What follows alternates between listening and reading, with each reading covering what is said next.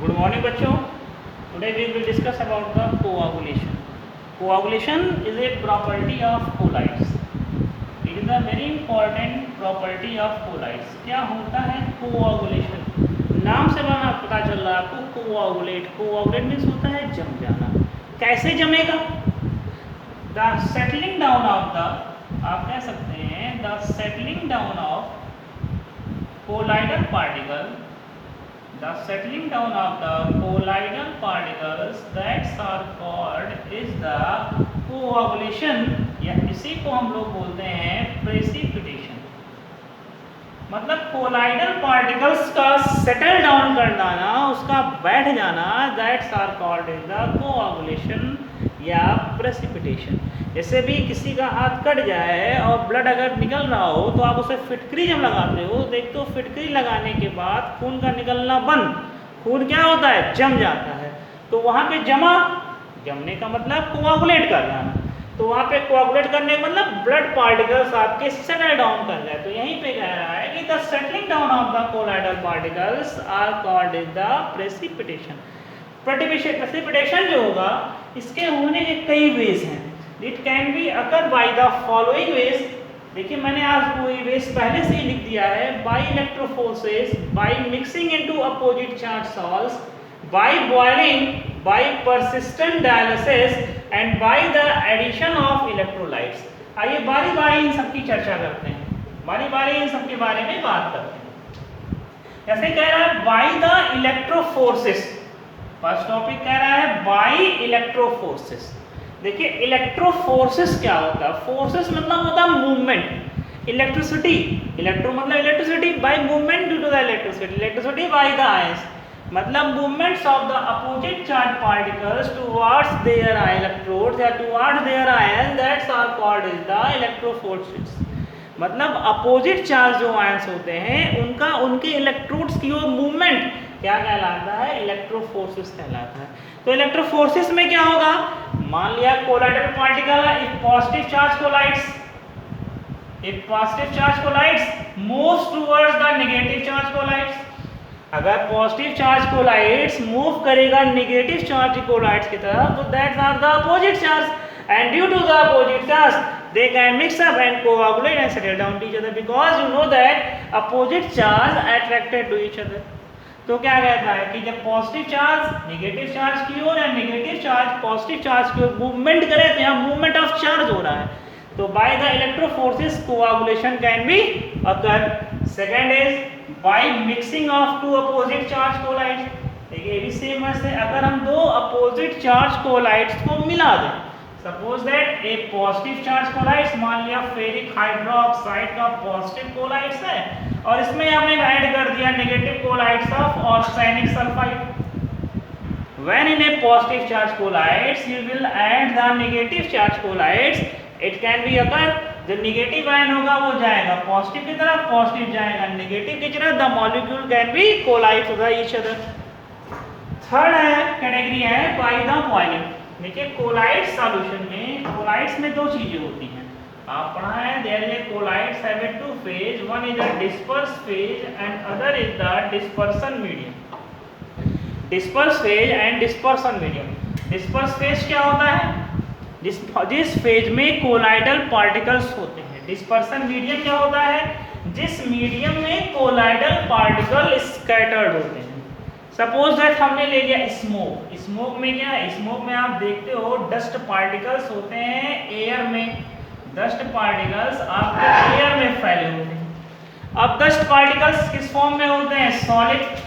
Air क्या है, gas. तो यूं कह सकते हैं कि solid will be disperse in the air, that is the aerosol. That is the colloidal solution is the aerosol solution. तो कहने का मतलब कि बाय बॉइलिंग तो कोलाइड्स में क्या होंगे, दो होंगे, disperse phase and dispersion medium. जब आप बॉइल करोगे तो फेज तो वही रहेगा, लेकिन मीडियम क्या होगा, that medium can be disperse, sorry medium can be disturb. Boil करने से डिस्पर्सन मीडियम क्या हो जाता है, डिस्टर्ब हो जाता है. डिस्टर्ब हो जाने के नाते जो डिस्पर्स फेज के पार्टिकल्स होते हैं वे एक दूसरे के नजदीक आते जाते हैं, एक दूसरे के क्लोज आते जाते हैं और एग्रीगेट करके धीरे से क्या कर जाते हैं, सेटल डाउन कर जाते हैं. तो this is the third way to form the coagulation. Now fourth, that is the persistent dialysis. Dialysis आप जानते हो, डायलिसिस लगभग सभी बच्चे जानते होंगे, बायोलॉजी का टर्म है डायलिसिस। डायलिसिस का मतलब क्या होता है आप बताइए, आप बताइए डायलिसिस का मतलब क्या होता है? डायलिसिस का मतलब होता है कि फिल्टर करना, इम्प्योरिटी को बाहर रख दीजिए, प्योर सब्सटेंस आपका बाहर निकल जाए, that is the filter. Dialysis में एक बैग होता है, ये बैग होता है जिसे हम लोग बोलते हैं डायलाइजर, जिसको यूज किया जाता है फिल्टरेशन के लिए। Clear? That dialyzer which allow only to form the only to follow the impure particles, impure can be remove easily. तो जब आप परसिस्टेंट मतलब होता है कॉन्टिन्यूअस, फेज बाय फेज, एक बार डायलिसिस किया, दोबारा फिर डायलिसिस किया, दोबारा फिर डायलिसिस किया, जब हम लोग परसिस्टेंट डायलिसिस करते रहते हैं तो इस केस में आपके मीडियम के पार्टिकल्स बाहर निकलते जाते हैं और आपके फेज के पार्टिकल एक दूसरे के क्लोजर आते जाते हैं, जिसके रिजल्टेंट्स पार्टिकल्स जब क्लोज आएंगे तो एग्रीगेट होकर वो क्या कर जाते हैं, वो ज्वाइंट हो जाते हैं और सेटल डाउन कर जाते हैं, मतलब कोआगुलेट कर जाते हैं। फिफ्थ आता है, फिफ्थ में फिनोमेना या fifth way is by addition of electrolytes. It is a very most important, by addition of electrolytes. इसके बारे में आइए बात करते हैं। इलेक्ट्रोलाइट्स क्या होते हैं? Electrolytes are the substance which conduct the electricity. Electrolytes क्या होते हैं? Electrolytes they are the mainly ionic particles. You know that colloids are positive charge और नेगेटिव चार्ज कोलाइट्स। अगर इस पॉजिटिव या नेगेटिव चार्ज कोलाइट्स में हम लोग इलेक्ट्रोलाइट्स मिलाएंगे तो जो इलेक्ट्रोलाइट्स होंगे ये अपोजिट चार्ज आयंस इलेक्ट्रोलाइट्स के, ये क्या करेंगे, इनको कोआगुलेट कर देंगे। और जब ये कोआगुलेट हो जाएंगे तो जाहिर सी बात है जो रिमेनिंग रहेगा वो बाहर निकल जाएगा।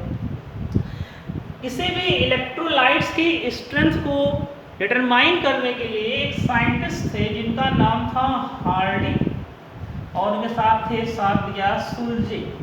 इन दोनों लोगों ने इलेक्ट्रोलाइट्स की capacity for the determining the capacity of electrolytes to coagulate और कोलाइट्स, हार्डी एंड सुल्जे के वाला।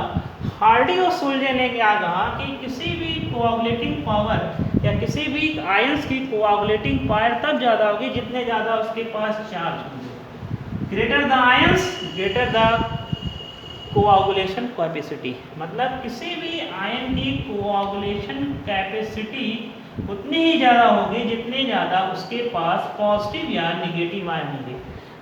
फॉर द,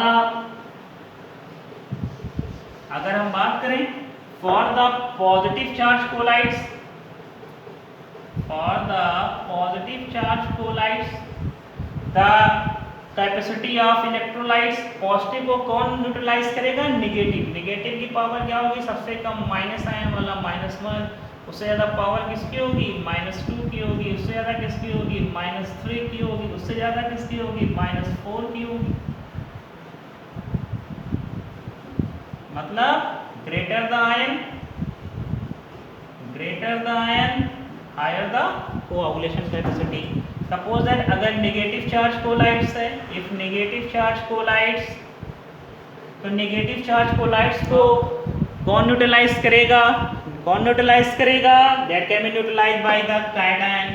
अगर हम कैटायन की कंबाइनिंग कैपेसिटी देखें, कोआगुलेटिंग कैपेसिटी देखें, पॉजिटिव आयन Na+, इससे ज़्यादा किसकी हो जाएगी? Ba+2 आयन, इससे ज़्यादा किसकी हो जाएगी? Al+3 ion.